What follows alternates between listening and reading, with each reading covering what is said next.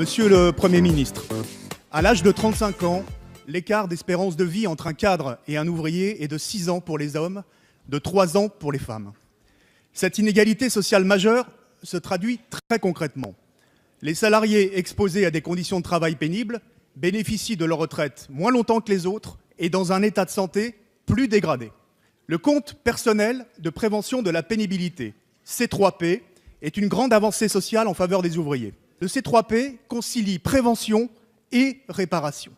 À ce jour, 800 000 salariés ont ouvert un compte. Monsieur le Premier ministre, vous venez d'annoncer une remise en cause du C3P. Vous avez donné satisfaction sur toute la ligne aux organisations patronales les plus hostiles au compte pénibilité et qui n'ont cessé de faire obstruction à sa mise en place. L'entreprise ne peut plus être le lieu du bruit des machines et du silence des hommes.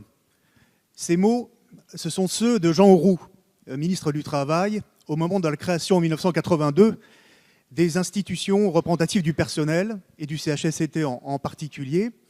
Jean Auroux qui vient de s'exprimer, Madame la Ministre, dans une opposition farouche à votre projet de loi dans une tribune publiée cet après-midi. Le CHSCT a un rôle de lanceur d'alerte dans les situations graves, notamment concernant les atteintes à la santé publique ou à l'environnement. Aujourd'hui, il faut maintenir sa spécificité, non à la dilution du CHSCT. Avec l'article 5, nous sommes là au cœur de la philosophie libérale des ordonnances travail qui vise à donner une plus grande latitude aux entreprises pour licencier. Est-ce que c'est en assouplissant? Est-ce que c'est en facilitant les licenciements, en augmentant la précarité ou l'insécurité pour les salariés, en leur donnant moins de protection ou de garantie? Parce que je rappelle quand même que dans le Code du travail, ce que certains nomment les rigidités, c'est les protections élémentaires et fondamentales des salariés dans l'entreprise. Est-ce que cette philosophie-là, est-ce que cette politique-là a donné des résultats? Non, c'est un échec sur toute la ligne. Selon une étude du cabinet Technologia, 3 millions d'actifs, soit 12% de la population active, seraient en risque élevé de burn-out. Le syndrome d'épuisement professionnel, ensemble des troubles psychiques que subissent les travailleurs confrontés à un environnement professionnel délétère, touche tous les secteurs d'activité, privés comme publics. Le syndrome d'épuisement professionnel, caractérisé par un surengagement au travail, puis par un effondrement, touche les personnels de santé, mais aussi les forces de sécurité. Les mobilisations récentes dans la police nationale, les EHPAD, les hôpitaux publics en sont la démonstration. Ils touchent indistinctement les ouvriers, les cadres, les agriculteurs, les médecins, les enseignants, les dirigeants de PME, les artisans, les employés, les salariés de Lidl, que je salue. Nous sommes un certain nombre ici à avoir travaillé depuis de longues années sur ce sujet, y compris, je dirais, la ministre Muriel Pénicaud, qui, je le regrette, n'a pas jugé utile d'être présente à l'Assemblée ce matin.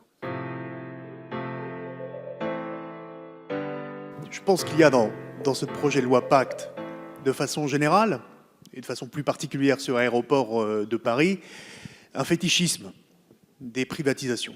Votre idéologie, ce n'est pas le gaullisme du XXIe siècle.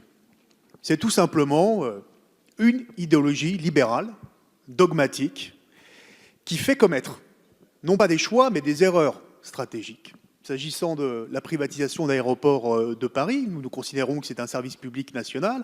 Nous ne sommes pas contre, effectivement, alimenter un fonds d'innovation et de rupture pour les entreprises, et pour les prêts pour les entreprises en particulier. Mais vous le détournez quelque part de sa finalité en parlant de désendettement de l'État, et puis d'autre part, il y a une autre façon de l'alimenter que de vendre des actifs de l'État, avec un faible rendement en plus. Et donc, ce que nous proposons comme logique alternative, c'est vraiment de flécher la totalité des dividendes d'Aéroports de Paris, mais aussi des autres entreprises que l'État souhaite privatiser, sur ce fonds pour répondre à son objectif, tout en conservant la maîtrise stratégique de ces entreprises. Merci beaucoup. La question principale, le problème principal que pose la privatisation de la Française des Jeux est un problème de santé publique. La Française des Jeux n'est pas une entreprise comme les autres. Le jeu est potentiellement dangereux. C'est pourquoi, et tous les groupes politiques présents sur les bancs de cet hémicycle le demandent, il faut une régulation puissante, cohérente, sur l'ordre public, sur l'ordre social, sur la lutte contre la fraude, notamment le blanchiment, mais aussi une action forte en termes de protection contre les risques de dépendance de nos concitoyens. Ce qui est sûr, c'est que la privatisation de la Française des Jeux sera une très bonne opération financière pour l'investisseur privé qui viendra.